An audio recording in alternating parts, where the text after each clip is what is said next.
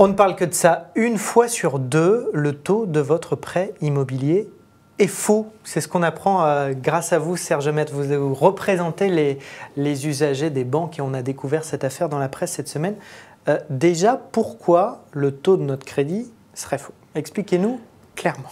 Alors, pour parler technique, c'est le TEG, le taux effectif global. Alors, c'est sûr, tous les emprunteurs n'ont Dieu que pour le taux nominatif, nominal plus exactement, celui qui précise à combien on va payer à la banque. On fait, par exemple, 3%. Mais il y a à côté un TEG. Et là, généralement, on ne sait même pas ce que c'est, on s'y intéresse pas. Souvent, on entend TEG dans les pubs à la radio très vite à la fin des pubs pour les Effectivement, c'est une obligation légale. Ce TEG, c'est celui qui va rendre compte, c'est le taux d'intérêt qui va rendre compte de la réalité du coût de l'opération. En d'autres termes, on prend le taux nominal, donc les 3% par exemple, et on va y ajouter tous les frais autour de l'opération de crédit. Frais de dossier, c'est le minimum, frais de cautionnement, s'il y a une caution mutualiste notamment, frais de part sociale, si vous avez été amené à payer des parts sociales, frais d'assurance, la prime d'assurance, c'est quelque chose d'important sur 20 ou 25 ans de crédit.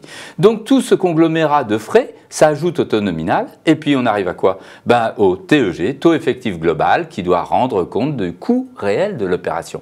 Et vous avez découvert que ce taux n'était pas forcément le bon. Depuis 15 ans, on pointe du doigt. On se dit, mais ça ne va pas, là, banquier, ça ne va pas. Donc, on va jusqu'en cour de cassation. Et la cour de cassation dit, mais oui, vous, banque mutualiste, vous n'intégrez pas les parts sociales. Vous avez tout faux. Elles doivent être. Et depuis déjà 4 ans, tous les ans, on a des décisions qui l'affirment. De la même manière, sur d'autres éléments de frais. Concrètement, on dit quoi? Banquier, vous vous êtes trompé et ça risque de vous coûter cher, cette erreur, et de rapporter un peu à l'usager. Pourquoi? La sanction est lourde. Si vous intervenez dans les 5 premières années de la signature du crédit, c'est l'annulation. Les juristes parleront de déchéance des intérêts, totale ou partielle, c'est laissé à appréciation. Mais généralement, nous, on a une réduction au pire, une réduction au taux légal. Et si vous intervenez plus tard, votre crédit est de plus de 5 ans, et puis vous vérifiez, vous faites vérifier, vous découvrez, eh bien la sanction est lourde parce que c'est la réduction au taux d'intérêt légal. Ça veut dire quoi? Vos 3% que vous payez jusqu'à présent, il va falloir qu'on vous rembourse toute la différence entre ces 3% et le taux d'intérêt légal année par année. Actuellement, le taux d'intérêt légal est de 0,04%. Donc c'est quasiment, je n'oserais pas dire gratuit, mais c'est pas loin, le banquier doit le penser comme ça.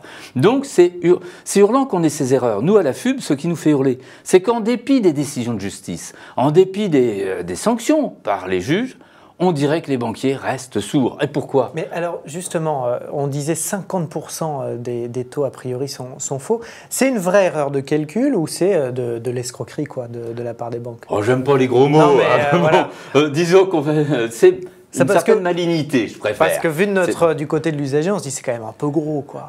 On se dit, ce sont des parangons, des modèles de vertu comptable. Un banquier, il a une calculette, on le sait, quand on paye ses agios. On lui fait confiance, a priori, on essaye en tout cas. Et en plus, il y a la confiance. Mais la confiance, on a confiance. Lui, il nous prête de l'argent, lui aussi a confiance.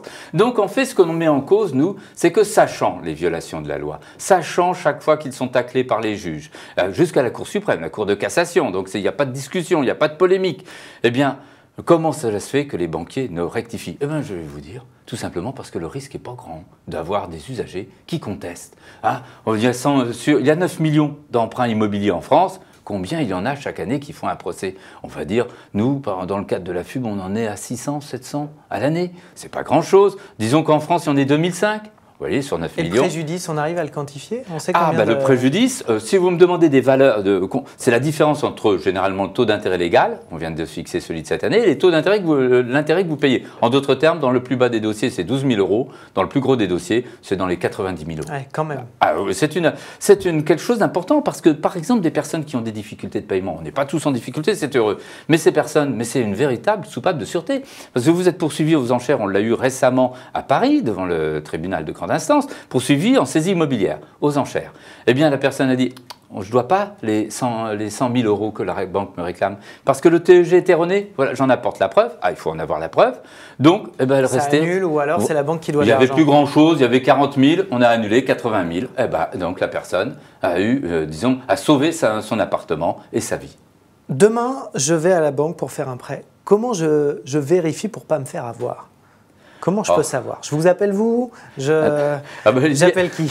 Il y en a certains qui diront non, signez les yeux fermés, parce que c'est rien. Après, vous ferez sanctionner la banque. Et la banque qui vous propose du 3 ou de 2,8 à 3,20 actuellement, signez, puis demain, faites contrôler, car c'est là que la sanction va intervenir. Car certains malins vous diront, si vous intervenez avant pour dire le TEG est erroné, le banquier va vous dire je ne vous fais pas le crédit, puis ça s'arrête là. Donc il faut être quand même pas bisounours, la vie est un peu plus compliquée. Mais comment faire pour savoir si le TEG est erroné? On ne va pas non plus faire un business de l'erreur de la banque. C'est sans doute le problème. On voit une explosion actuellement, une explosion pratiquement, de demandes de contrôle et de contestation. Soyons très concrets.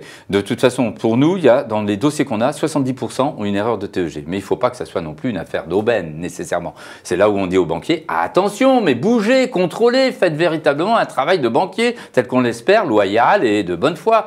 Donc concrètement, si je veux contrôler mon TEG, c'est simple. À la FUB, il y a par exemple deux ingénieurs financiers, analystes financiers, qui gratuitement vous diront si c'est erroné ou pas. Ah, ils vous diront c'est faux ou pas, avec une erreur significative de plus d'un dixième. Bon, il faut passer par un expert. Il faut passer parce que concrètement, si vous allez voir un expert judiciaire, on en a pour 3 000 €. On ne sait même pas s'il est pour le moment erroné. Donc c'est un peu cher. Je dirais pour beaucoup, c'est dissuasif. Si on va voir un expert comptable, il y en a peu qui vont se reconnaître compétents, bien qu'il soit quand même des professionnels du chiffre. Donc le plus simple, c'est qu'actuellement, on aille voir un analyste financier. Et il y en a beaucoup dans le commerce, vous en avez, qui proposent leurs services. Alors attention, il y en a certains qui ne font pas véritablement d'analyse financière, ils font une analyse juridique. Il faut leur demander ce qu'ils font. Deuxièmement, il faut leur demander s'ils reconstituent le TEG article par article, c'est-à-dire frais par frais qui ne seraient pas intégrés. C'est important, donc vous voyez, ce n'est pas une mince affaire quand même. Est-ce qu'on sait quand même quelle banque est plus fiable que l'autre? Or, je vais vous dire à cet égard, la maladie touche tout le monde. Il serait facile pour nous de stigmatiser plutôt un tel qu'un tel. Il est évident qu'il y a plus de danger chez les établissements mutualistes, pour une raison toute simple. Alors, on n'aime pas jeter en pâture, mais c'est une réalité.